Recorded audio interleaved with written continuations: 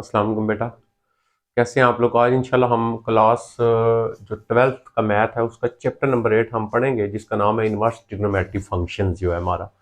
तो inverse trigonometry functions की जो फर्स्ट एक्सरसाइज है आपकी 8.1, इसमें फर्स्ट क्वेश्चन दिया है, find the principal value of the following without using calculator. मतलब हमने फंक्शन का इनवर्स फाइंड करना है बिना कैलकुलेटर यूज किए हुए। तो इसका हम कुछ जो बेसिक है उसको हम पहले सीखेंगे। ये जो मैं बेसिक बोलूंगा तो ये बेटा ये सीखना आपके लिए पहले ज़रूरी है। ये आप सीख लेंगे, फिर आप एक्सरसाइज जो होगी बिल्कुल आसानी के साथ आपने सॉल्व कर लेनी है। लेकिन आप डायरेक्ट अगर वीडियो को लेके जाएंगे एक्सरसाइज के ऊपर तो फिर आपके लिए थोड़ा मुश्किल हो जाएगा, बल्कि थोड़ा मुश्किल नहीं, बहुत ज़्यादा मुश्किल हो जाएगा। तो फर्स्ट जो अभी मैं बोलूँगा यही हमारा एक्सरसाइज 8.1 में सारा कंसेप्ट मैं इसका यूज़ करूँगा, जो अभी स्टार्ट में जितना भी हमने बेसिक जो है वो समझना है। तो सबसे पहले मैं क्वेश्चन को छोड़ दें, आप यहाँ पे आ जाएं। ये मैंने अपने पास से फंक्शन लिखा है y is equal to cos x. ये हमारा फंक्शन है। इस फंक्शन को हम ग्राफ ड्रा करेंगे, उसको अंडरस्टैंड करेंगे और एग्जैक्टली हमें बात समझ आ जाएगी। अच्छा, y is equal to cos x, इसका पीरियड जो होता है वो 2 पाई होता है, ठीक है। कॉज एक्स एक पीरियाडिक फंक्शन है। पीरियाडिक फंक्शन वो फंक्शन होता है जो अपनी वैल्यू को रिपीट करता है किसी एक स्पेसिफिक एंगल के ऊपर। तो जितने भी आपके ट्रिग्नोमेट्रिक फंक्शंस हैं वो सारे पीरियाडिक फंक्शन हैं। तो जिसमें से आपके पास टेन और कॉट फंक्शन जो होता है उसका जो पीरियड होता है आपका, वो आपका आ जाता है आपके पास कितना, पाई। और बाकी जितने भी फंक्शन होते हैं उन सारे फंक्शन का जो पीरियड होता है 2 पाई, जो आपने फर्स्ट ईयर में ये कंसेप्ट आपने सीखा। उसके बाद ये जो हमारे पास ट्रिग्नोमेट्रिक फंक्शंस होते हैं, ये सारे फंक्शन आपके पास जो होते हैं, कुछ इनमें से इवन फंक्शन होते हैं, कुछ इनमें से ऑड फंक्शन होते हैं, ठीक है। इवन ऑड का कंसेप्ट भी आपने पढ़ा। उसके बाद आपने इनके डोमेन एंड रेंज पढ़ी। अब ये जो फंक्शन है y is equal to cos x, इसकी डोमेन जो होती है हमारे पास और रेंज, इस फंक्शन की जो आपके पास डोमेन है वो आपके पास क्या आ जाती है, domain is equal to minus infinity to infinity होती है। और इस फंक्शन की जो हमारे पास रेंज होती है कॉज की और साइन की, इनकी रेंज होती है -1 से 1 तक, ठीक है। तो ये सारी वो चीजें हैं जो आप ऑलरेडी फर्स्ट ईयर में पढ़ चुके हैं। तो अब हमारे पास इसकी रेंज -1 to 1 होती है। साइन और कॉस की जो डोमेन एंड रेंज होती है वो सेम होती है। हम इसका ग्राफ ड्रा करते हैं, ठीक है। देखें मैंने यहाँ पे पहले रखा 0, तो y is equal to cos 0 पे आ गया आपके पास 1। उसके बाद मैंने यहाँ पे 60 रखा, कॉस 60 पे वैल्यू लगाई हमने 0.5, y आ गया। उसके बाद 120 रखा -0.5, फिर आप यहाँ पे 180 रखेंगे -1। मीन ये सारी वैल्यूज आपने यहाँ पे पुट करनी है, आपने टेबल बनाना है। अब मैं इसका ग्राफ ड्रा करूंगा और इसी ग्राफ की वजह से हमें सारा जो है इनवर्स ट्रिग्नोमेट्री फंक्शन जो है वो हमें क्लियर हो जाएगा कि इनवर्स ट्रिग्नोमेट्री फंक्शन क्या होते हैं और कैसे हम इनको स्टडी करते हैं। अच्छा, इस लाइन के ऊपर अगर मैं यहाँ पे ये करता हूँ कि मैं यहाँ पे 0 आ गया, यहाँ पे मैं रख लेता हूँ, कितना मैंने रखा हुआ है 60, फिर मैं आगे आ जाता है 60 के बाद 120, 120 के बाद मेरा फिर देखें आ जाएगा नेक्स्ट 180, 180 के बाद 240, 240 के बाद मेरा आ गया 300, 300 के बाद 360 और 360 तक मैंने ये लिया। देखें ये मैंने 60, 120, 180, ये आप इस तरह जस्ट मेन मकसद मेरा आपको ग्राफ समझाना है। अच्छा, इसी तरह नेगेटिव साइड लेंगे आप तो -60 हो जाएगा, -120, इसी तरह -1 आप लिख लेंगे। अच्छा, अब यहाँ पे y की वैल्यू देखें, सबसे बड़ी जो y की वैल्यू है वो आपके पास कितनी आ रही है। तो y यहाँ से सबसे बड़ा 1 और -1 आ रहा है। इसका मतलब यहाँ पे मैं इसका रख लेता हूँ 1 और ये मैं रख लेता हूँ इसका -1, y पे 1 एंड -1। अब आप इसका ग्राफ ड्रा करें। 0 पे वैल्यू आपकी आ रही है 1, इसका मतलब ये आपका 0 है और ये आपका 1 है, यहाँ पे आपका पॉइंट ड्रा हो जाएगा। नेक्स्ट 60 पे 0.5, अब ये आ गया 60 और 0.5 इसका मिड बनेगा, तो ये आ गया हमारा यहाँ पे। नेक्स्ट आ गया 120 पे -0.5, तो 120 आपका ये है, -0.5 यहाँ पे आ जाएगा, ये पॉइंट आपका ये बन गया। नेक्स्ट आ जाते हैं 180 पे -1, अब यहाँ पे ये मैंने 180 पे रखा है, 180 पे -1, 180 पे -1 तो हमारा ये आपका -1 हो जाएगा। सेम एज इट इज 240 पे -0.5, तो ये हमारा 240 है और 0.5 इसका ये बन रहा है, तो यहाँ पे हमारा पॉइंट आ गया। नेक्स्ट आ जाते हैं हमारे पास 240 हो गया, 300 पे 0.5, ये हमारा 300 था।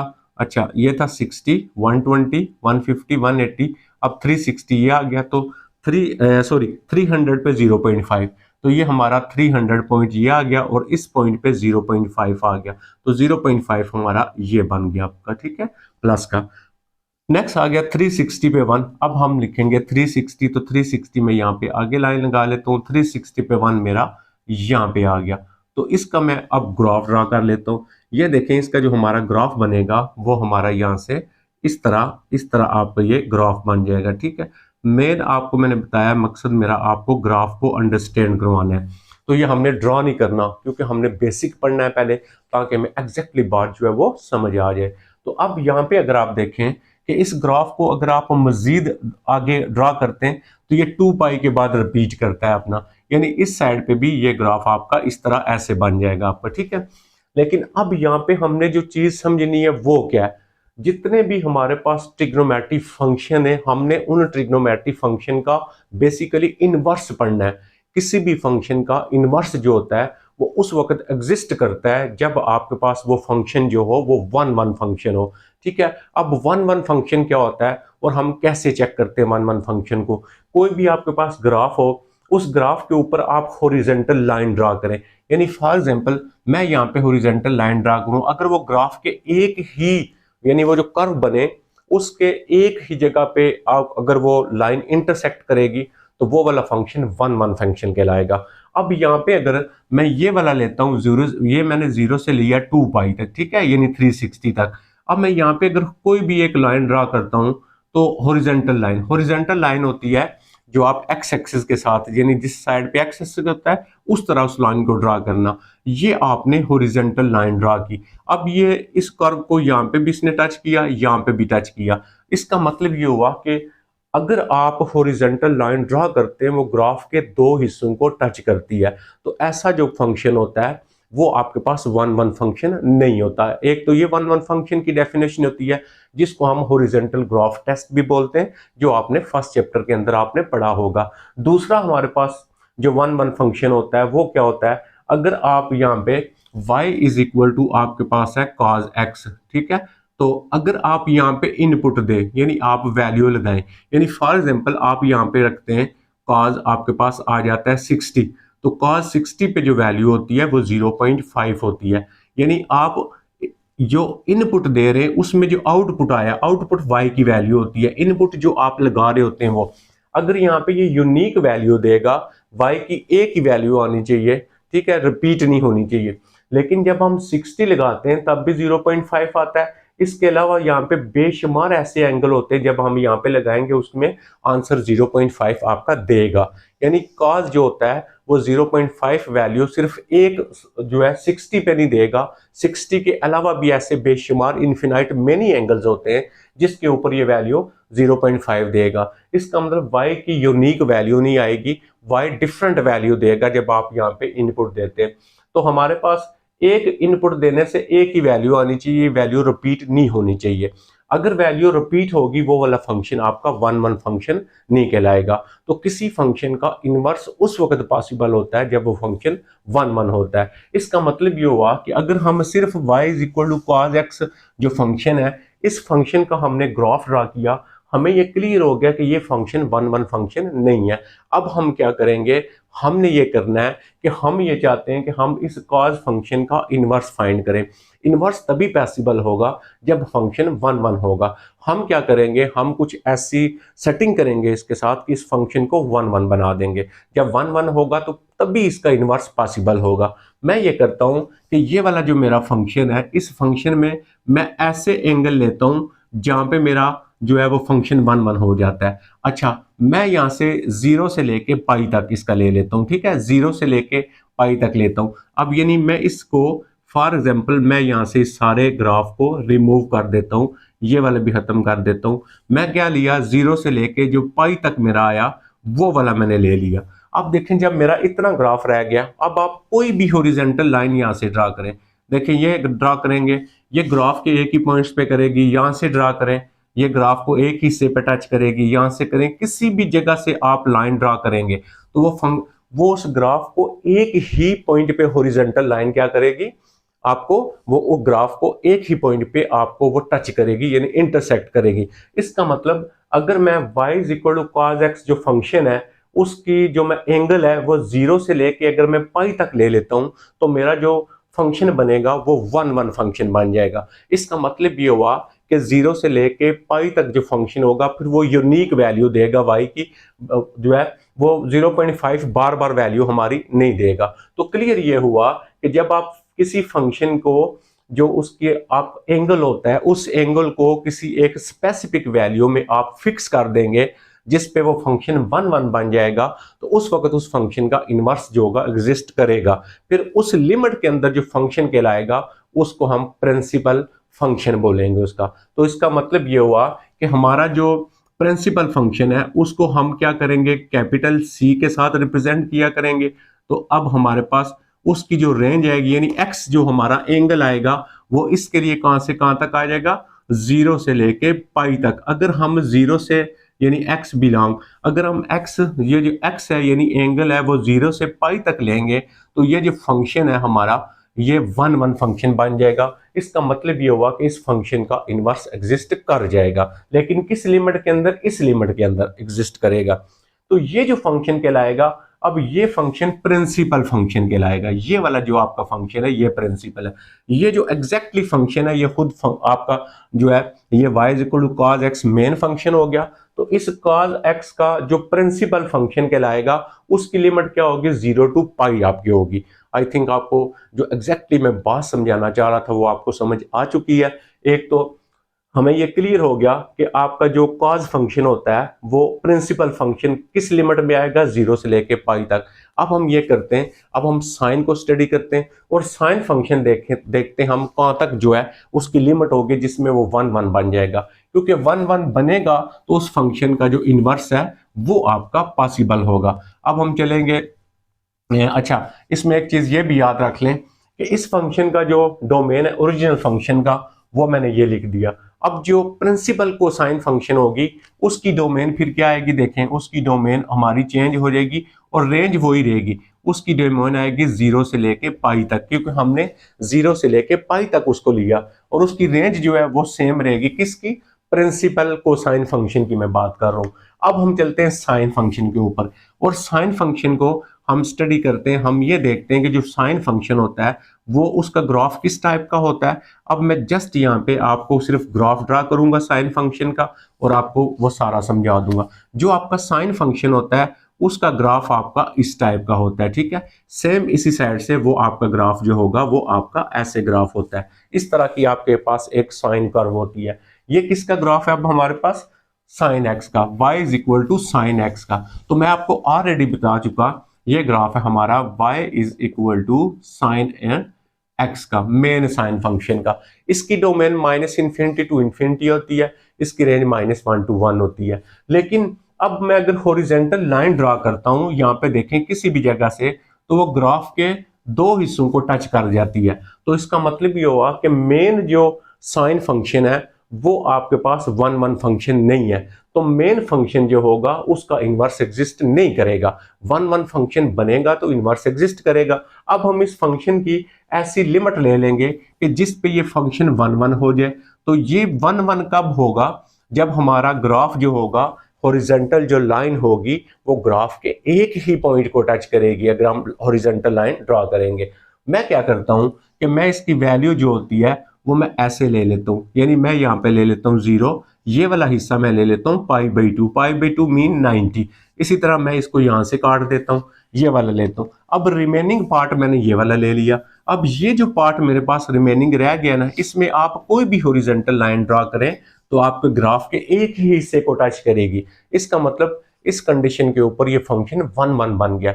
अब जब ये 1 1 बन गया तो इस फंक्शन को हम क्या बोलेंगे, प्रिंसिपल फंक्शन बोलेंगे। इसको कैपिटल एस के साथ लिखेंगे हम और ये साइन हो जाएगा एक्स। अब यहां से एक्स क्या हो गया, एक्स बिलोंग -π/2 से लेके π/ कितना आएगा 2 तक। इसकी हमारे पास जो वैल्यू, क्योंकि हमने इसको फिक्स कर दिया, जब फिक्स किया तो तभी ये 1 1 बना ना। अब इसका इनवर्स एग्जिस्ट करेगा हमारा, ठीक है। तो अब हमारे पास ये जो होगा x बिलोंग -π/2 से लेके π/2 तक अगर आप लेंगे तो इनवर्स एग्जिस्ट करेगा, अदरवाइज इनवर्स इसका एग्जिस्ट नहीं करेगा। तो जब इनवर्स एग्जिस्ट कर गया तो वो फंक्शन का जब फंक्शन 1 हो गया तो मीन उसका इनवर्स एग्जिस्ट करेगा। तो अब इस फंक्शन का जो प्रिंसिपल को साइन फंक्शन होता है, इसकी जो डोमेन होगी वो ये वाली होगी और इसकी रेंज जो होगी वो वही होगी जो मेन फंक्शन की होती है, -1 to 1 हो गया। ठीक है, तो ये था हमारा बेसिकली जो हमारे पास जो प्रिंसिपल फंक्शन होते हैं वो हम कैसे कैलकुलेट करते हैं। अब हमने ये करना है कि अब ये जो प्रिंसिपल फंक्शन होगा इसी का इनवर्स जो होगा वो एग्जिस्ट करेगा। अब हम इनवर्स से रिलेटेड कुछ क्वेश्चन है उनको जब हम सॉल्व करेंगे आपको एग्जैक्टली जो बात है वो आपको समझ आ जाएगी। लेकिन इनको करने से पहले आपको थोड़ा सा मजीद एक कंसेप्ट दूंगा मैं आपको, जिसको आपको समझना पड़ेगा। एक तो आपको जो टेबल वैल्यूज होती हैं वो आपको आनी चाहिए। टेबल वैल्यू क्या होती हैं? टेबल वैल्यू होती है आपकी 0 होता है, आपका 30 डिग्री होता है, उसके बाद टेबल वैल्यू आपकी 45 डिग्री होती है, 60 एंड 90। अगर आपको ये टेबल बनाना नहीं आता तो पहले आपको इनकी टेबल वैल्यू पता हो। तो टेबल वैल्यू के लिए हम ये करते हैं, फॉर एग्जांपल मैं यहाँ पे रख देता हूँ साइन थीटा, इधर मैं रख देता हूँ कॉस थीटा और यहाँ पे मैं रख देता हूँ टेन थीटा। ठीक है, अब मैं इसकी वैल्यूज लगाता हूँ। ठीक है, यानी 0 डिग्री पे कितना होता है, ये 30 डिग्री पे वैल्यू क्या होती है, उसके बाद 45 होता है, उसके बाद 60 होता है, 90 होता है। इनको हम बोलते हैं क्वाड्रेंट टेबल वैल्यूज। ठीक है, अब आप इन टेबल वैल्यू को हल कर ले। इसको हल करने का तरीका होता है कि 0/4 लगाए आप। देखें 0/4 से स्टार्ट करें, ऊपर 0 हो तो सारा आंसर 0 होता है। 0 के बाद आप यहाँ पे 1/4 लगा दें, 1 का स्क्वायर रूट 1 होता है और 4 का स्क्वायर रूट 2 होता है, 1/2 वैल्यू आ जाएगी। ठीक है, नेक्स्ट आप ये करें, आप 2 कर दें, 2/4 कर दें, तो इसको आप कैंसिल करें तो ऊपर 1 बचेगा, 1 का स्क्वायर रूट 1 और नीचे सिर्फ 2 बचेगा, 2 का स्क्वायर रूट नहीं होता, ऐसे ही आ गया। नेक्स्ट आप इसको बढ़ा देंगे, 3/4 कर दें आप, तो 3 का स्क्वायर रूट आपका 3 हो गया और 4 का स्क्वायर रूट आपका 2 होता है। नेक्स्ट आप 4/4 कर दें, कैंसिल करेंगे 1 बचेगा, तो 1 का स्क्वायर रूट भी आपका 1 होता है। अब आपने उल्टा के लिखना है, इसको आपने इधर से, ये ऐसे लिखा हुआ है, आपने ऐसे लिखना शुरू करना है। 1 आ गया, ये वाली वैल्यू आपके पास 3/2 यहाँ पे आ गई और ये वाली वैल्यू आपकी सेम एज इट इज इधर आ जाएगी, ये वाली वैल्यू आपकी यहाँ पे आ गई और 0 आपका यहाँ पे आ गया। अब आप 10 निकालेंगे तो जो 10 की वैल्यू है वो कैसे निकालेंगे, आप साइन को डिवाइड करेंगे इस वैल्यू के इसके ऊपर, 0 को डिवाइड इस पे करेंगे तो 0 आएगा, जब आप इसको डिवाइड करेंगे इसके ऊपर तो ये आपके पास कितना आ जाएगा, आपके पास 1/√3 आ जाएगा। इसी तरह जब आप इसको डिवाइड करेंगे ये आपका 1 आ जाएगा, जब आप इसको डिवाइड करेंगे √3 आ जाएगा और ये आपका कितना होता है, अनडिफाइंड, इसको इन्फिनिटी बोलते हैं। तो इनवर्स फंक्शन को पढ़ने के लिए आपको ये टेबल जो होता है ये आपको एग्जैक्टली आना चाहिए। अगर आपको नहीं आता तो आप इसकी वैल्यू को ऐसे बना सकते हैं। एक तो आपको ये पता होना चाहिए। उसके बाद दूसरा जो मैंने आपको साइन और कोसाइन की जो डोमेन बताई है, जहाँ पे हमने फंक्शन को फिक्स किया था और उस वो यूनिक वैल्यू देता था या हॉरिजॉन्टल ग्राफ टेस्ट को सेटिस्फाई करता था, वो आपको पता होना चाहिए। ठीक हो गया जी। अच्छा, अब हम चलते हैं फर्स्ट क्वेश्चन के ऊपर। फर्स्ट क्वेश्चन है cos इनवर्स √3/2। हमने इसकी वैल्यू फाइंड करनी है और हमने कैलकुलेटर को यूज नहीं करना, क्योंकि जब आप कैलकुलेटर को यूज करेंगे तो ये तो वैल्यू आ जाएगी आपके पास।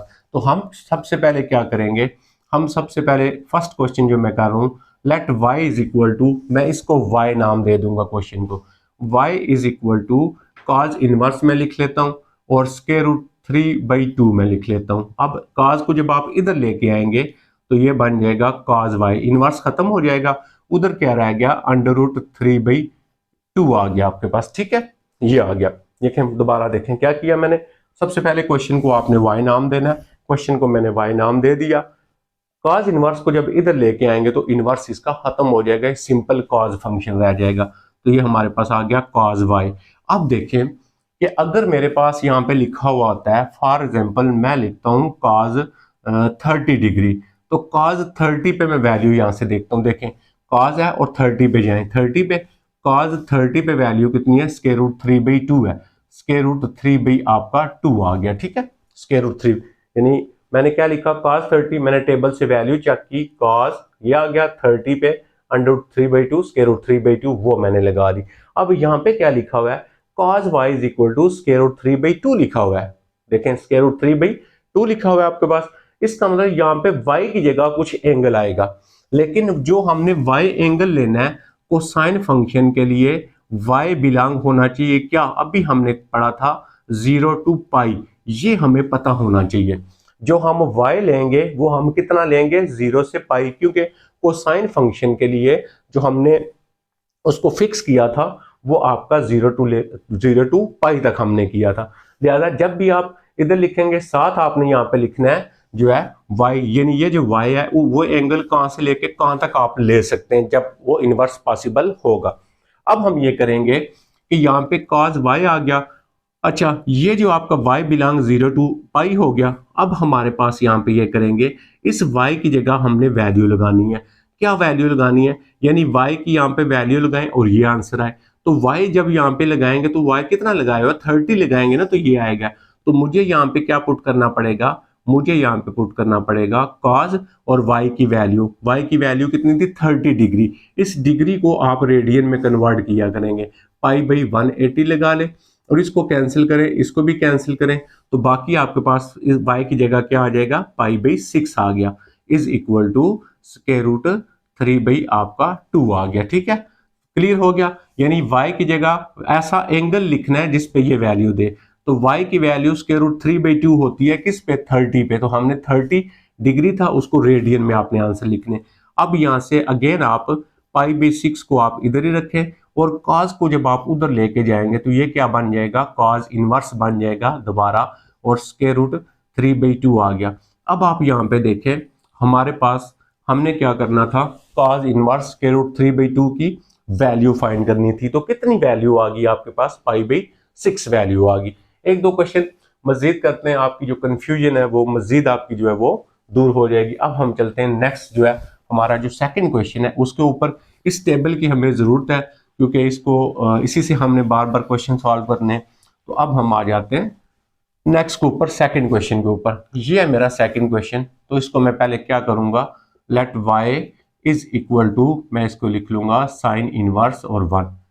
तो साइन को इधर लेके आए, ये हमारे पास हो गया साइन y, ठीक है, इज इक्वल टू, इधर क्या रह गया 1। यहाँ पे क्या लिखना है, अब साइन है तो क्या लिखेंगे y बिलोंग, तो साइन के लिए मैंने क्या लिखा था माइनस पाई बाई 2 से लेके आपका पाई बाई 2 तक था। ठीक है, साइन के लिए यही हमने लिखी थी ना अभी इनवर्स फंक्शन के लिए।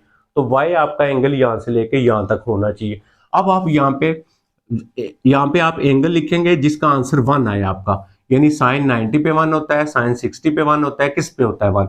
अब आए यहाँ पे, ये साइन है, 1 कहाँ पे है 90 पे, तो 90 डिग्री है, इसको रेडियन में चेंज कर लें, पाई बाई 180 लगा लें आप, इसको कैंसिल करें तो 2 आ गया। तो हमारे पास यहाँ पे कितना आएगा, हमारे पास आएगा साइन, तो y की जगह कितना आया आंसर पाई बाई 2, तो यहाँ पे हम लिख लेंगे pi by 2 is equal to आ गया 1। अब इसको दोबारा साइन को उधर लेके चले जाएं तो pi by 2 is equal to हमारे पास यहाँ पे आ जाएगा साइन इनवर्स और 1 आ जाएगा। तो हमने क्या करनी थी, साइन इनवर्स 1 पे जो वैल्यू थी क्या होती है, तो कितनी वैल्यू होती है हमारे पास पाई बाई 2 वैल्यू होती है।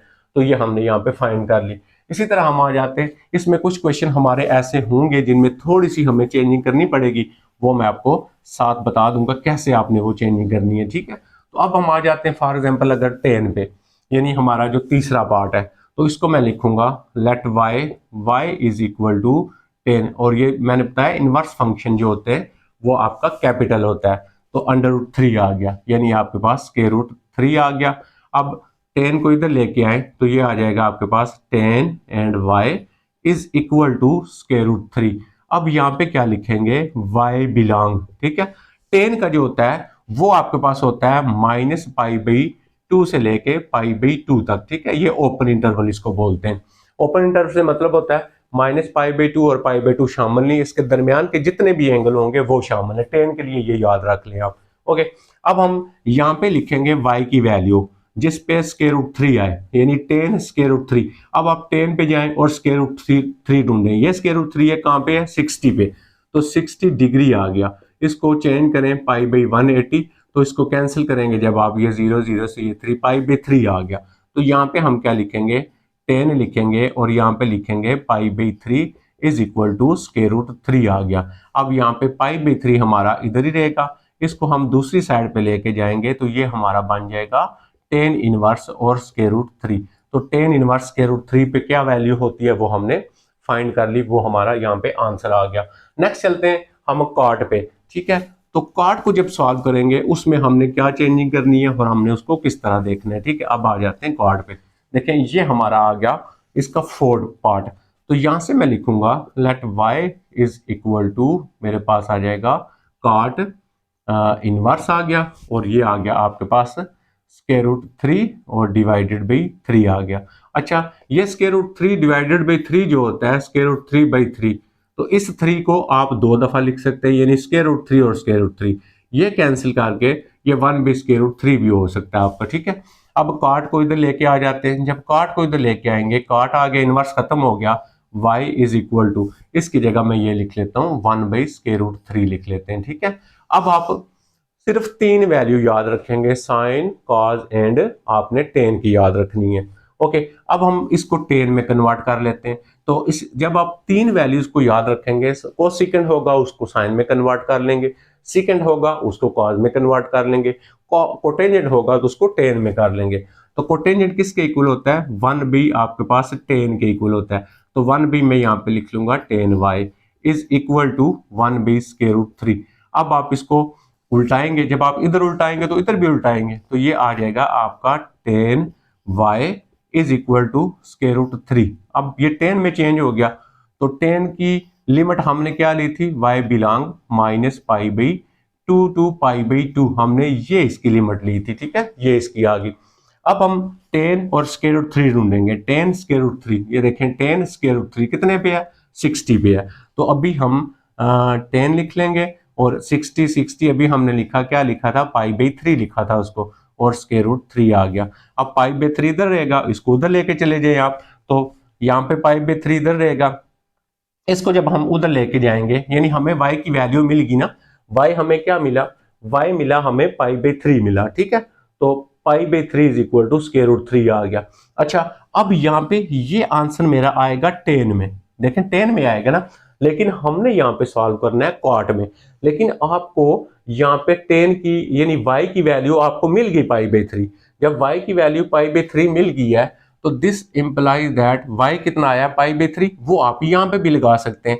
तो हमारे पास यहाँ पे आ जाएगा pi by 3 is equal to cot inverse. तो आपकी यहाँ पे कॉट इनवर्स की जो वैल्यू है वो आपकी यहाँ से सॉल्व हो जाएगी इस तरह।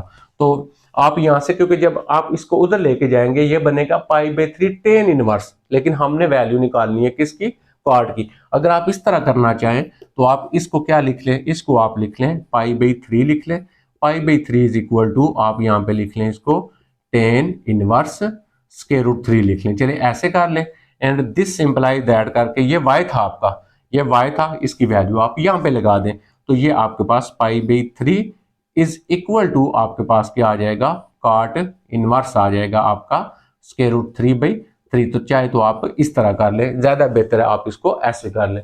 अब हम चलते हैं नेक्स्ट जो है, एक दो हम करते हैं सॉल्व, आपको जो कंफ्यूजन होगी इंशाल्लाह वो सारी आपकी दूर हो जाएगी। तो नेक्स्ट पे आ जाते हैं हम, तो वो भी सेम बेटा यही है, जस्ट आपको एक टेबल आना चाहिए जो आपके लिए ज़रूरी है, ठीक है। तो अब हम आ जाते हैं किसके ऊपर, अब हम आ जाते हैं सेकंड के ऊपर, ये वाला जो 5 वाला है। तो क्या लिखेंगे, let y is equal to, मेरे पास यहाँ पे आ जाएगा सेकंड स्क्वायर, और यहाँ से आ जाएगा 2 स्क्वायर रूट 3 और डिवाइडेड बाई 3, ठीक है। तो इस सेकंड को इधर लेके आए, ये बन गया आपका second y is equal to, अब इसको भी हल कर लें। देखें ये 2 लिखा हुआ है, स्क्वायर रूट 3 लिखा हुआ है, इस वाले 3 को हम लिख लेते हैं square root 3 and square root 3, एक इससे कैंसिल कर देते हैं, बाकी 2 स्क्वायर रूट 3 बच जाएगा आपका। तो इसकी जगह हम क्या लिख लेंगे, 2 स्क्वायर रूट 3 लिख लेते हैं, ठीक है। अच्छा, अब सेकंड है तो सेकंड को चेंज करें कॉज में, क्योंकि सेकंड उलट होता है ना कॉज का, तो इसको आप क्या लिख लेंगे, 1 भी आप लिख लेंगे cos y is equal to आपके पास 2 by square root 3 as it is लिख लें। इसको उल्टाएं तो क्या आएगा आपका कॉज y आएगा इज इक्वल टू, ये भी फिर उल्टा देंगे, अंडर रूट 3 बाई 2 आ गया। अब यहाँ पे y कॉज आ गया, तो y बिलोंग, तो y बिलोंग क्या आएगा, कॉज के लिए क्या था 0 टू पाई था आपके पास। अब हम ये करते हैं कि यहाँ पे हमने y की वैल्यू हमने लगानी है, तो cos और √3/2, ये cos आ गया, √3/2 कितने पे है 30 पे, 30 को रेडियन में कन्वर्ट करना आपको सिखा दिया, π/6 आएगा। तो यहाँ से आ जाएगा आपके पास cos आ जाएगा और π/6 आ जाएगा इज इक्वल टू √3/2 आ जाएगा। इसको इधर लेके चले जाए तो हमारे पास क्या बनेगा, π/6 इज इक्वल टू आ जाएगा आपका cos इनवर्स √3/2, यानी cos इनवर्स स्क्वायर रूट आपका 3/2 आ गया।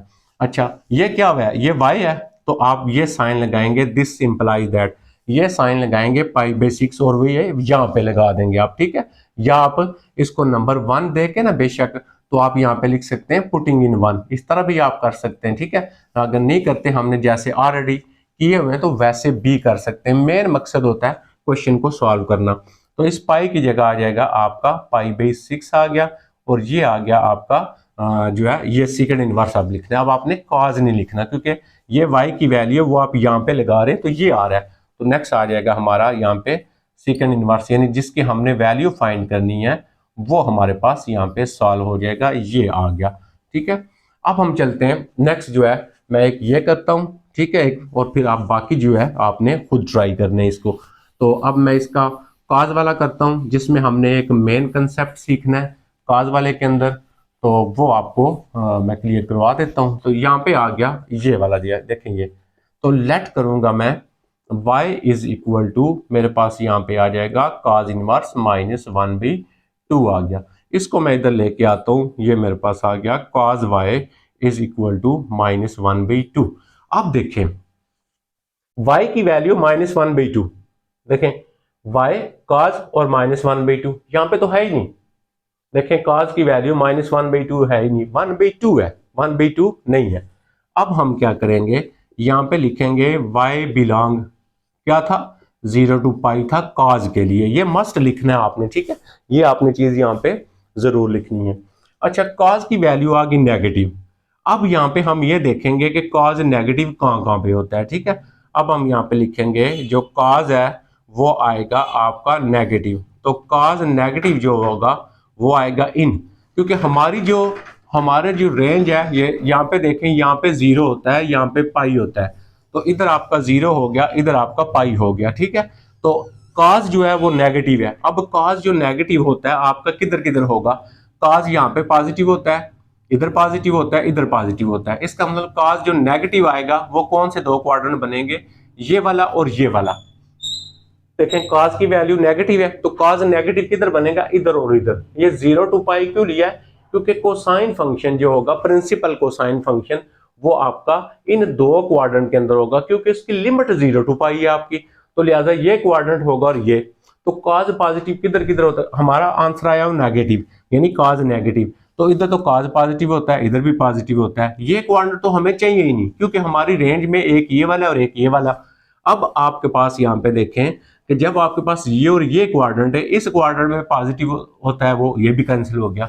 इसका मतलब cos किधर लाई करेगा, सेकंड वाले में। हम क्या लिखेंगे, ये जो y है हमारा एंगल जो है, तो हम लिखेंगे this simplifies that y belong किधर, y किधर आएगा, ठीक है, y बिलोंग या y लाइज, y आपका लाइज इन सेकंड क्वाड्रेंट में, ठीक है, हमारा ये आ जाएगा सेकंड क्वाड्रेंट के अंदर। ये बात क्लियर होगी। अच्छा जब भी आपके पास ये हमारे पास एक इक्वेशन है, जब सेकंड क्वाड्रेंट में कोई एंगल लाई करेगा उसको हम लिखा करेंगे पाई माइनस थीटा। ये मैं आपको समझाता हूं क्या है, पाई प्लस थीटा लिखा करेंगे। इसमें हमने कोई भी चेंजिंग नहीं करनी, नो चेंजिंग, और इसमें जो आंसर होगा वो माइनस थीटा। अब ये क्या चीज है, ये मैं आपको क्या बता रहा हूं, देखें हमारे पास आया हुआ है cos y is equal to -1/2। अब आप यहाँ पे जस्ट जो है वो y इज इक्वल टू आप इसी तरह लिखे, cos इनवर्स लिखे और -1/2। अब आप नेगेटिव वैल्यू को आप इग्नोर करें, ठीक है, एक टेक्निक्स मैं आपको सिखा रहा हूँ। y is equal to cos inverse 1/2, negative value को इग्नोर कर दिया। इन ऐसी सिचुएशन में आपने नेगेटिव वैल्यू को इग्नोर करना है। अब यहाँ से y की वैल्यू निकालें, तो y is equal to cos inverse 1/2। अब cos की वैल्यू 1/2 देखनी है कहाँ पे होती है, क्योंकि इनवर्स है ना, cos की वैल्यू 1/2 कहाँ पे है, 60 पे। तो 60 को हम क्या करते हैं, क्या लिखते हैं, पाई बाई 3 लिखते हैं ना, क्योंकि पाई की वैल्यू रेडियन में कन्वर्ट करना आपको सिखाया। अब आपने इस सिचुएशन में ऐसे सॉल्व करना है, ये आपका आ गया एंगल, ठीक है। ये जो आपके पास वैल्यू है ना, इसको मैंने बोला है थीटा। अब मेरा कॉज लाई करता है सेकंड क्वाड्रेंट में, तो सेकंड में क्या किया करेंगे, पाई माइनस थीटा किया करेंगे। तो अब मैं ये लिखूंगा पाई माइनस थीटा। थीटा मेरा कौन सा हुआ करेगा, ये वाला, ये क्या है, पाई बाई 3। अब मैं इसका एलसीएम ले लेता हूं, 3 आता है, यहां पे आ जाएगा 3 पाई माइनस पाई, इसको माइनस करें तो 2 पाई बाई 3। इसका मतलब ये है सॉरी, इसका मतलब ये हुआ कि मेरा जो y आया है वो 2 पाई बाई 3 आया है, ठीक है।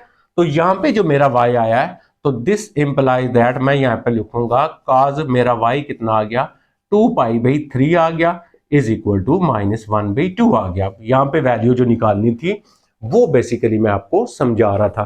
तो यहां पे आ गया आपका 2 pi by 3 is equal to, cos उधर चला जाएगा तो ये हमारा cos इनवर्स हो जाएगा -1/2। ये देखें cos इनवर्स -1/2 पे वैल्यू निकालनी थी, तो 2 पाई बाई 3 आ गई। तो इस तरह बेटा इनको सॉल्व करना था। जब नेगेटिव वैल्यू आएगी तो आपने इस टेक्निक्स को यूज करना है, आपको तभी जो है वो एग्जैक्ट वैल्यू मिलेगी। अब हम चलते हैं इसका जो सेकंड क्वेश्चन है, क्वेश्चन नंबर 2 को, उसको सॉल्व करते हैं। तो जी बेटा, अभी मैंने यहाँ पे लिख दिया क्वेश्चन नंबर 2, जो हमारा था find sum of the principal values without using calculator. Same वो ऐसे ही करना है, सिर्फ आपके पास यहाँ पे जो है वो 2-3 इनवर्स फंक्शन जो है वो इकट्ठे उसने जो है वो दे दिए हैं। तो सबसे पहले हम ये फर्स्ट पार्ट करते हैं 2 का। तो सारे के जितने भी हमारे पास इनवर्स फंक्शन है उनको नाम दे दें ऐसे, जैसे फॉर एग्जांपल मैंने इसको अल्फा नाम रख लिया इस वाले को, तो ये आ जाएगा आपका 10 इनवर्स 1, ठीक है। और जो आपका सेकंड वाला है ये, इसको आप बीटा नाम दे दें। यहाँ पे आप ना बेटा कोई प्रॉब्लम नहीं है, आप कोई भी नाम इनको दे सकते हैं, ठीक है। तो -1/2। अब ये जो तीसरा है आपका, ये वाला, इसको आप ये गैमा नाम दे दें, ठीक है। क्योंकि हमने इनको सॉल्व करना है, हम इनको डिफरेंट जो है वो नाम दे के इनको जो है वो हल करेंगे। अब सबसे पहले देखें हम क्या करते हैं, इसको हम इधर लेके आएंगे, ये आएगा हमारे पास 10 अल्फा इज इक्वल टू 1, ठीक है। अब यहाँ पे अल्फा है, तो आगे मैंने आपको बताया था क्या लिखना है, अल्फा बिलोंग 10 के लिए हमारे पास क्या होता है, -π/2 एंड π/2 आपके पास, ठीक है। ये आपने जरूर साथ लिखना है। ये हमारे पास 10 की जो प्रिंसिपल फंक्शन है उसकी हमारे पास एक जो है वो उसकी डोमेन है। अच्छा, अब यहाँ पे देखें 1, 10 और 1, अब यहाँ पे देखें 10 किधर है, 10 और 1 किधर है, ये देखें 45 डिग्री। तो 45 डिग्री आपके पास कितना बनेगा, π/4 बनेगा। तो यहाँ से आ जाएगा हमारे पास ये आ जाएगा हमारा 10 आ जाएगा, और इसकी जगह हम लिख लेंगे 45, यानी π/4 आ गया, इज इक्वल टू 1। अब यहाँ से दोबारा इसको उधर लेके जाए, π/4 इज इक्वल टू आपके पास यहाँ पे आ गया 10, ये आप कैपिटल में लिखें, ठीक है। 10 आ गया, 10 इनवर्स एंड 1 आ गया आपके पास। अब देखें ये जो वैल्यू है ये किसकी है, ये अल्फा की वैल्यू है। ये देखें अल्फा हमने लगाया, यहाँ पे आप लिखते हैं this implies that alpha is equal to, आपके पास कितना आ गया, π/4 आ गया। ये वैल्यू मिल गई हमें अल्फा की। अब हम इसको सॉल्व करेंगे। कॉस को जब आप इधर लेके आएंगे तो ये हमारे पास cos beta is equal to -1/2 बन जाएगा, ठीक है। तो यहाँ पे आपने क्या लिखना है, अब यहाँ पे लिखेंगे बीटा बिलोंग। अब कॉस के लिए हमने क्या किया था, कॉस की जो हमने निकाली थी वो 0 to पाई था हमारे पास, ये हम यहाँ पे लिख देंगे। अब यहाँ पे देखें कॉस और -1/2, अब यहाँ पे देखें कॉस -1/2 है ही नहीं है। तो अभी मैंने पहले आपको बताया कि जब आपकी नेगेटिव वैल्यू आएगी उसको आपने कैसे सॉल्व करना है। इसको मैं इधर लिख लेता हूँ साइड पे, cos beta is equal to -1/2। यहाँ से आप बीटा इधर ही रखें और यहाँ पे आप लिखें कॉस इनवर्स -1/2। बताया था आपने यहाँ पे जो है वो नेगेटिव वैल्यू को इग्नोर कर दें, आप ये समझे कि ये पॉजिटिव है। तो cos की वैल्यू 1/2 किस एंगल पे है, cos की वैल्यू 1/2 कितने एंगल पे है आपके पास, 60 के ऊपर। 60 डिग्री को रेडियन में कन्वर्ट करें तो आपके पास कितना आ जाएगा, आपका 3 आ जाएगा। ये आपने ऐसे एंगल निकाल लेना है। एंगल निकालने के बाद आपने यहाँ पे ये देखना है कि आपके पास जो cos बीटा है, cos beta is negative, cos beta negative उसने दिया हुआ है, ये देखिए उसने नेगेटिव दिया हुआ है। तो cos बीटा नेगेटिव किस में होता है, किस किस क्वाड्रेंट में आपके पास होता है? देखें आपके पास यहाँ पे जो होता है वो सारे पॉजिटिव होते हैं, यहाँ पे आपके पास cos जो होता है वो पॉजिटिव होता है, यहाँ पे आपके पास tan जो होता है वो पॉजिटिव होता है, यहाँ पे आपके पास sin पॉजिटिव होता है। तो हमारा जो है वो है cos नेगेटिव, ठीक है। तो cos नेगेटिव कहाँ कहाँ पे होता है हमने ये चेक करना है। cos इधर भी पॉजिटिव होता है इधर, इसका मतलब cos नेगेटिव होगा इस क्वाड्रेंट के अंदर और इस क्वाड्रेंट के अंदर। इन दो के अंदर cos की वैल्यू जो होगी वो आपके पास नेगेटिव होगी। अब हम करेंगे ये कि जब आपके पास, अब इसकी जो रेंज है आपने वो भी देखनी है, वो 0 टू पाई है, यहाँ पे 0 है, ये पे क्योंकि प्रिंसिपल को साइन पढ़ रहे हैं आप, तो इसकी रेंज जो है वो 0 टू पाई है आपके पास। इसका मतलब 0 टू पाई है तो एक क्वाड्रेंट ये शामिल होगा और एक ये शामिल होगा। ये तो हमने लेना ही नहीं है। क्यों नहीं लेना? इसलिए नहीं लेना क्योंकि हमारा कॉज नेगेटिव है, इधर कॉज पॉजिटिव होता है। हमारा सिर्फ ये वाला हिस्सा आएगा, ये देखें ये वाला। और मैंने क्या बताया कि जब आपका एंगल यहाँ पे लाई करेगा तो आपने क्या लिखना है, पाई माइनस थीटा लिखना है, ठीक है। इसमें आप लिखेंगे, इस वाले में पाई माइनस थीटा, इस वाले में पाई प्लस थीटा, इसमें माइनस थीटा। तो आपने लिखना है नेगेटिव इन, किस में नेगेटिव है, सेकंड में। तो सेकंड में हमारे पास क्या आ जाएगा, बीटा इज इक्वल टू आपके पास ये जो आया हुआ है यानी पाई माइनस थीटा। थीटा कौन सा? थीटा ये वैल्यू मैंने आपको बताई थी पाई बाई 3। इसको आप सॉल्व करें तो यहाँ पे 3 पाई बाई यानी बीटा इज इक्वल टू आपका 2 पाई बाई 3 आएगा।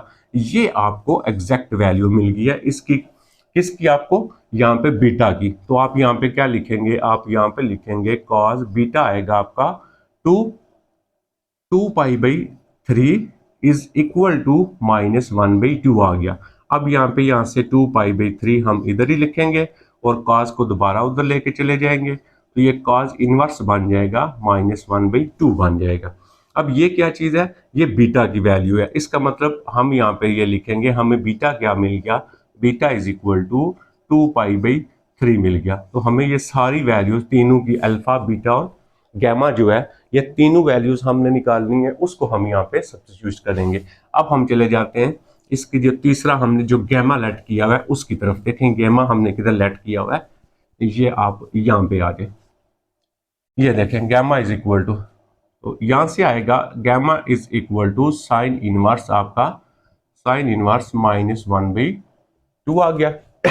अच्छा, इसको आप इधर लेके आएंगे, ये बन गया आपका sine gamma is equal to -1/2। और यहाँ पे देखें कामा लगा के गैमा बिलोंग, तो ये हमारे पास साइन की हमने क्या लिखी थी, माइन एंगल क्या था, पाई/2 से लेके पाई/2 तक। ये तो आपको याद करना पड़ेगा, फिर ही आप क्वेश्चन को सॉल्व कर पाएंगे। अच्छा, अब ये फिर आ गया आपका नेगेटिव वैल्यू यानी साइन 1/2। अब देखें साइन ये है तो 1/2, नेगेटिव 1/2 तो है ही नहीं है। तो अब इसको अलग से मैं पहले सॉल्व करता हूँ, फिर उस वैल्यू को हम यहाँ पे लगा देंगे। कैसे सॉल्व करेंगे अलग से? अलग से इस तरह सॉल्व करेंगे, ये जो आपका है gamma is equal to sine की वैल्यू 1/2, नेगेटिव वैल्यू को आप इग्नोर करें। जब आप नेगेटिव वैल्यू को इग्नोर करेंगे तो बाकी देखें साइन की वैल्यू 1/2, तो साइन की वैल्यू 1/2 कहाँ पे है, 30 के ऊपर। तो 30 को हम क्या लिखते हैं, पाई/6 लिखते हैं, ठीक है। ये एंगल आ गया। अब आपका जो साइन है यहाँ पे देखें, ये साइन जो था ये नेगेटिव वैल्यू देगा। जब आप इसको इधर लेके आएंगे ना, sine gamma is equal to -1/2, तो आप यहाँ पे लिखेंगे साइन जो है वो आपका आएगा नेगेटिव। किस में? ये वैसे मैं आपको जस्ट बता रहा हूँ, साइन नेगेटिव इन किस में साइन नेगेटिव होता है, साइन जो होता है वो नेगेटिव होता है आपका, यहाँ पे आ जाए, यहाँ पे साइन पॉजिटिव होता है, इसको नहीं लेना। यहाँ पे साइन पॉजिटिव होता है आपका क्योंकि यहाँ पे सारे पॉजिटिव होते हैं, यहाँ पे कॉस, यहाँ पे टेन, यहाँ पे साइन। तो साइन नेगेटिव होता है यहाँ पे और यहाँ पे, इन दो में साइन नेगेटिव होगा। अब हमारी रेंज क्या है, -π/2 और π/2। इधर ऊपर जो है +π/2 लिखेंगे और इसी लाइन में नीचे जो होता है वो -π/2 होता है। अब इसमें तो लेना नहीं, ये दो क्वाड्रेंट बनते हैं इसके हिसाब से। तो हमारा ये वाला खत्म हो जाएगा, ये आएगा। तो इसमें जो एंगल आएगा हमारा, जो भी एंगल होता है उसको हमने क्या करना है, माइनस लिखना है। तो हमारे पास क्या आएगा, हम लिखेंगे इन 4 क्वाड्रेंट। तो 4 में हम जो भी आंसर आया हुआ होता है उस आंसर को हम नेगेटिव लिख लेते हैं, ठीक है, जो ऑलरेडी मैं आपको बता चुका। इसका मतलब मुझे यहाँ पे गैमा की वैल्यू जो है वो मिल गई है, ठीक है। कितनी वैल्यू मिली है, गैमा की नेगेटिव वैल्यू मिली है। तो यहाँ पे हम क्या लिखेंगे, यहाँ पे हम लिखेंगे साइन, और उसके बाद आपके पास यहाँ पे इसका आंसर जो आएगा कितना आया था हमारे पास, माइनस जो है वो पाई बाई आपके पास माइनस पाई बाई आपका कितना आया था, पाई बाई 6 आया था, क्योंकि 30 पे इज इक्वल टू -1/2। अब आप इसको इधर लेके जाते हैं तो -पाई/6 इज इक्वल टू, ये दोबारा उधर चला जाएगा, ये बन जाएगा आपका साइन इनवर्स -1/2 आ गया। अच्छा ये क्या चीज़ है, ये आपका एंगल गैमा है, तो गैमा इज इक्वल टू -पाई/6 हमें ये मिल गया। अब देखें हमें ये सारी वैल्यूज मिल गई, हमें अल्फा की वैल्यू मिल गई, बीटा की वैल्यू मिल गई और गैमा की वैल्यू मिल गई। अब इन सारी वैल्यूज को क्योंकि हमने सॉल्व कर लिया ना, ये टेन इनवर्स, इसको हमने अल्फा रखा था, इसको हमने बीटा रखा है और इसको हमने गैमा रखा हुआ है। तो अब देखें पहले आपने ये स्टेप करना है, फिर ये करना है, फिर ये करना है, और नीचे आपके पास फाइनल स्टेप आएगा। अब मैं यहाँ पे सबकी वैल्यू लगाऊंगा, ठीक है, कैसे लगाऊंगा, ये आपने इस तरह लिख लेना है। यहाँ पे आप लिख लेंगे टेन इनवर्स, आपका टेन इनवर्स आ जाएगा 1 प्लस आपके पास आ जाएगा कॉज इनवर्स -1/2 और प्लस आ जाएगा आपके पास sine inverse -1/2 is equal to, इसको आपने क्या नाम दिया हुआ था, अल्फा, इसको आपने लिख लिया अल्फा, प्लस इसको क्या नाम दिया हुआ था, बीटा, इसको हमने लिख लिया बीटा, प्लस प्लस आ गया, इसको क्या नाम दिया हुआ है, गैमा, इसको हमने लिख लिया गैमा। अब हम इन सारों की वैल्यू जो है वो यहाँ पे पुट करेंगे। अल्फा आपके पास पाई/4, इसकी जगह आ गया पाई/4, प्लस बीटा आपके पास है 2 पाई/, देखें 2 पाई/3 आ गया। उसके बाद आपके पास नेक्स्ट जो है गैमा जो है वो माइनस है पाई/, आपका 6 आ गया। अच्छा जी अब हम इसका ले लेते हैं एलसीएम 4, 3 और 6 का। अच्छा 4, 3, 6 का एलसीएम 4, 3 एंड 6, ये हमारा पहले जाएगा 2 से, 2 2 जार 4, 3 और 2 3 जार, फिर ये जाएगा 3 से, 2 एज इट इज 1 एंड 1, तो 6 3 2 जार 6, 6 2 जार 12, तो यहाँ पे हमारे पास आ गया 12। अब देखिए 4 4 3 जार 12 होता है, ऊपर आएगा आपका 3 पाई, प्लस आपके पास ये 4 से होता है, 4 3 जार, तो ऊपर आपके पास आ जाएगा 8 पाई। अच्छा नेक्स्ट रह गया हमारा लास्ट वाला, तो 2 से आएगा, ये आएगा आपका 2 पाई। अब हम इन सारों को सॉल्व कर लेते हैं। तो 8 और 3 आपके पास कितना हो गया, 8 और 3 11, 11 में से 2 निकाल देंगे, बाकी आपके पास आ गया, बाकी कितना आ गया इधर लिख लेते हैं, 9 पाई/, आपका 12 आ गया। इसको अगर आप कैंसिल करेंगे 3 से तो हमारे पास आ जाएगा 3 पाई और डिवाइडेड बाई 4। तो ये हमारा फाइनल आंसर आ गया। इन सारों को जब हमने जो है वो सॉल्व किया तो हमारे पास इसका फाइनल आंसर आ गया। तो जी बेटा ये था हमारा 2 का फर्स्ट पार्ट। अब हम चलते हैं 2 का जो सेकंड पार्ट है उसको सॉल्व करते हैं। आई थिंक आपको बात ये क्लियर होगी। तो 2 का सेकंड पार्ट भी यहाँ पे मैंने जो है वो लिखा हुआ है। अब हम 2 का जो सेकंड वाला पार्ट है उसको सॉल्व करेंगे। कोई इसमें प्रॉब्लम नहीं है, थोड़ा सा आप गौर से बात को सुनेंगे तो आपको बिल्कुल आसानी के साथ जो है वो बात समझ आ जाएगी। कोई इतना मसला इसमें नहीं आता, ठीक है। तो सिर्फ ध्यान से सुनना है और जो चीज़ें मेन की हैं आपने उन चीज़ों को आपने जो है वो याद रखना होता है। अच्छा जी अब ये आ जाता है ये वाला इसका सेकंड पार्ट। अब हम इसको सॉल्व करते हैं। तो सबसे पहले क्या बताया आपने, यहाँ पे लिखना है let alpha is equal to, इसको हमने अल्फा रख लिया, कॉज इनवर्स 1/2 आ गया, ठीक है। और थोड़ा सा मैं इसको जो है ना इधर लिखता हूँ, ये ऐसे ही तरफ से सॉल्व हो, इसको हम अल्फा रख लेते हैं। अल्फा इज इक्वल टू आपके पास आ गया कॉज इनवर्स 1/2 आ गया। दूसरा जो है ये सिर्फ इनवर्स वाले को रखना है, तो आपने बीटा इज इक्वल टू आपने रखना है आप यहाँ पे साइन इनवर्स 1/2 आ गया, ठीक है। यानी कांस्टेंट जो नंबर होगा उसको बेशक आप जो है वो उसमें शामिल ना करें अल्फा बीटा में। अब ये वाला इधर आ गया, ये बन गया आपका cos alpha is equal to 1/2। अब अल्फा बिलोंग क्या लिखेंगे, कॉज के लिए 0 to पाई होता है, ये लिख लिया।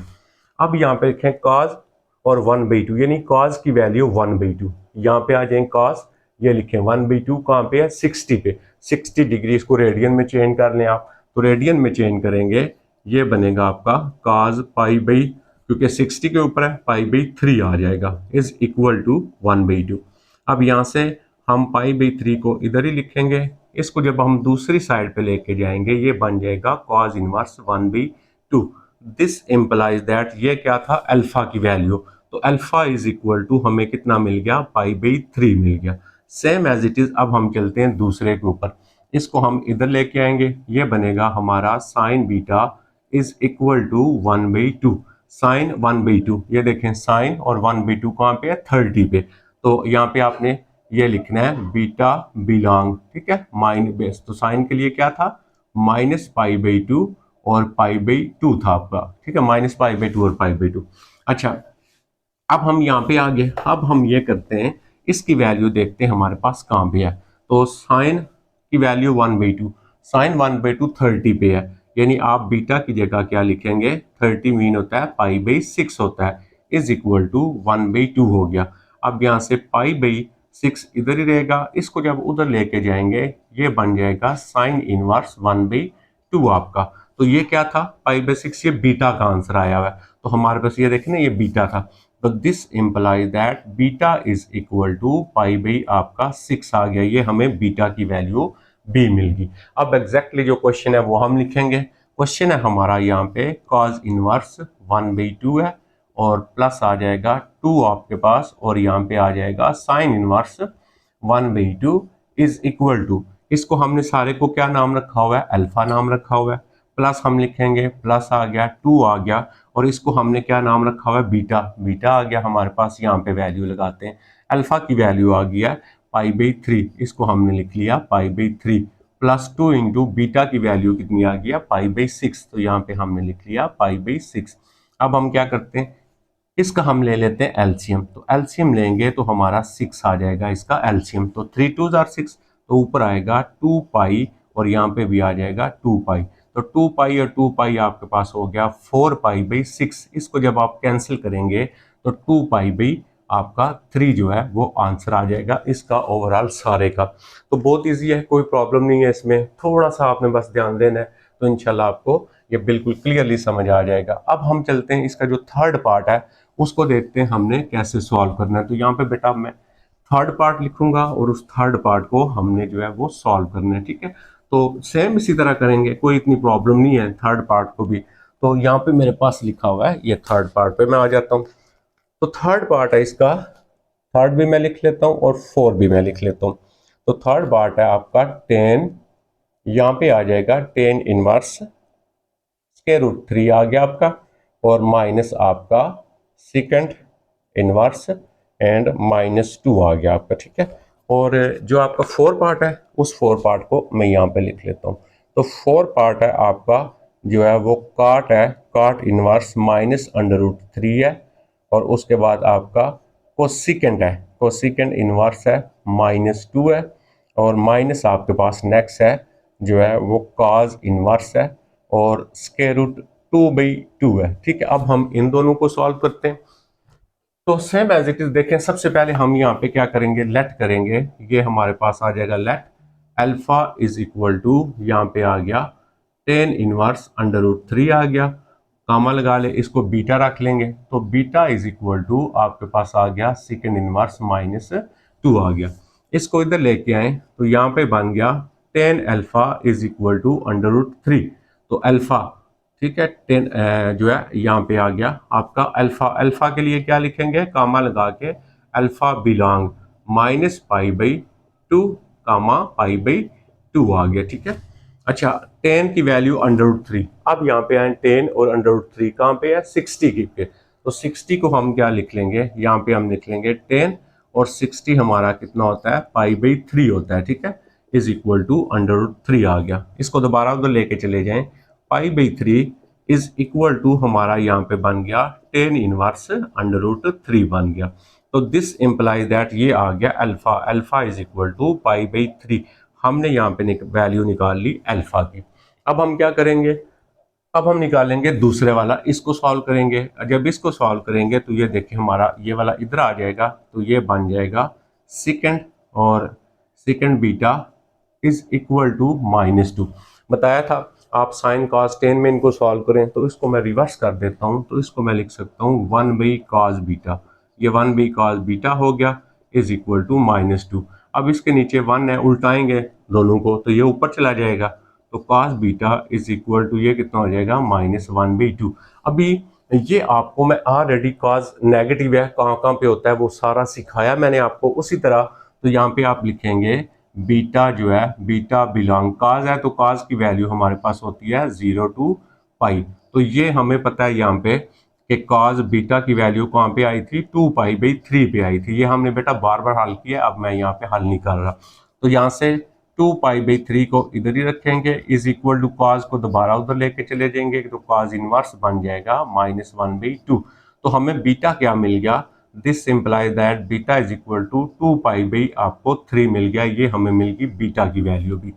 अब हमारा क्वेश्चन जो होगा वो ये है, तो हम यहाँ पे लिखेंगे 10, ये आ जाएगा आपका 10 इनवर्स √3 आ गया और प्लस माइनस आ गया आपका सेकंड इनवर्स -2 आ गया इज इक्वल टू, इसको हमने रखा हुआ है अल्फा और अल्फा रख लिया, माइनस माइनस रख लिया, इसको हमने रखा हुआ है बीटा, इसको हमने बीटा रख लिया। अल्फा की वैल्यू हमारे पास π/3 है, ये मैंने यहाँ पे लिख दी π/3 माइनस, और बीटा की वैल्यू है 2 पाई/3 है। अच्छा इसका हम एलसीएम ले लेते हैं, तो इसका एलसीएम आएगा 3 और देखें क्योंकि 3 दोनों के साथ है, ऊपर आ गया π-2 पाई। ठीक है, क्योंकि एक का आंसर आया आपका π/3 और दूसरे का आंसर आया 2 पाई/3 आपका 2 पाई/3। तो ये हमने दोनों लिख लिए यहाँ पे। अब हम इसका एलसीएम लेंगे तो π-2 पाई, तो इसको हम जब माइनस करेंगे तो ये माइनस आएगा आपका π/3 जो है। तो ये हमारा इस तरह जो है ये भी सॉल्व हो जाएगा। अब हम चलते हैं इसका 4 जो पार्ट है उसको हम सॉल्व करते हैं।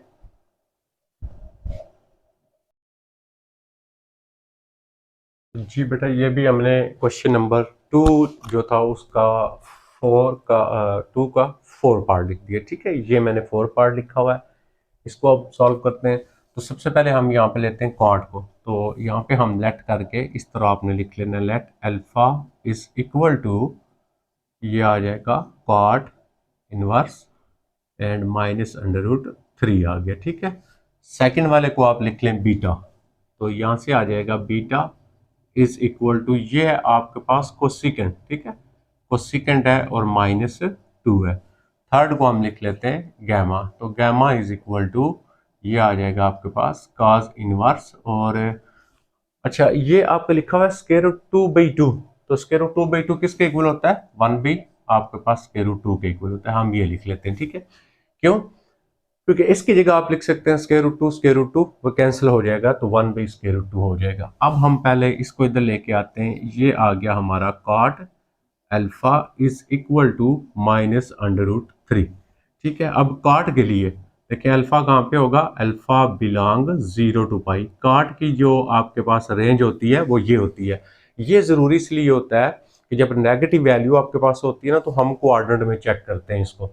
अच्छा अब नेगेटिव है, इस नेगेटिव को सॉल्व करने का मैंने आपको कैसे बताया है। ये चीज़ बेसिकली क्या होती है, ये आपका एंगल बताती है। यहाँ से 0 होता है आपका और यहाँ पे आपका होता है पाई, इसलिए हमें ये जो है ये लिखना ज़रूरी होता है। जब नेगेटिव वैल्यू होती है उसके लिए तो मोस्ट इंपॉर्टेंट होता है लिखना आपके लिए। तो अब यहाँ पे आ जाते हैं, अब हमारे पास आ रहा है अल्फा इज इक्वल टू, देखें नेगेटिव वैल्यू को मैंने आपको, इसको पहले हम 10 में चेंज कर लेते हैं। ठीक है, तो 1 आ जाएगा, ये आपका 10 अल्फा इज इक्वल टू -√3 आ गया। इसको उल्टाएंगे तो ये बनेगा 10, ये कैपिटल लिखना है बेटा, 10 अल्फा इज इक्वल टू -1/√3 आ गया। ठीक है, तो मैंने बताया था जब नेगेटिव वैल्यू हो तो नेगेटिव को इग्नोर करके इसको हम इस तरह लिखेंगे, अल्फा इज इक्वल टू आपके पास यहाँ पे आ जाएगा 10 इनवर्स और -1/√3 आ जाएगा। तो नेगेटिव वैल्यू को आप इग्नोर करेंगे तो बाकी आप, क्योंकि ये रेफरेंस एंगल होता है, हम इसको बड़ी डिटेल के साथ इंशाल्लाह जो है वो 9 चैप्टर के अंदर हम इसको पढ़ेंगे। तो अब 10 की वैल्यू 1/√3, अब सिर्फ पॉजिटिव यानी 1/√3, 10 1/√3 कहाँ पे आपका 30 के ऊपर, तो 30 को हम क्या लिखेंगे π/6 लिखेंगे, नेगेटिव को इग्नोर करना है मैंने बताया। अच्छा अब देखें आपका जो 10 है वो 10 आ रहा है नेगेटिव। अब 10 नेगेटिव देखें, हमने हमारी हमारी लिमिट है 0 टू पाई। ठीक है, 0 टू पाई हमारी लिमिट है, क्योंकि हमने तो इसका फाइंड करना है ना एग्जैक्ट वैल्यू, तो इसी का लेना है हमने, रेंज इसकी हमने लेनी है। हमने यहाँ पे अल्फा 10 की रेंज नहीं लेनी है अब हमने, ठीक है, हमने इसकी रेंज लेनी होती है। तो वो 0 टू पाई था, अब देखें यहाँ पे आपका जो ये क्वाड्रेंट है इसमें 10 पॉजिटिव होता है, ये तो हमने लेना ही नहीं है, तो बाकी हमारा 10 नेगेटिव किस में आएगा, सिर्फ यही वाला क्वाड्रेंट बचेगा। तो इसमें ये जो एंगल आया होता है इसको हम क्या लिखते हैं, पाई माइनस थीटा लिखते हैं। तो alpha is equal to pi minus theta, theta ये वैल्यू आपके पास होती है, ये आ जाएगा पाई बाई 6। इसको हल करेंगे तो ये 5 पाई बाई 6 बनेगा, एलसीएम लेंगे तो यहाँ से हमें इसका मतलब अल्फा की वैल्यू हमें क्या मिल गई, अल्फा हमें मिल गया 5 pi by 6 is equal to minus 1 by square root 3 आ गया।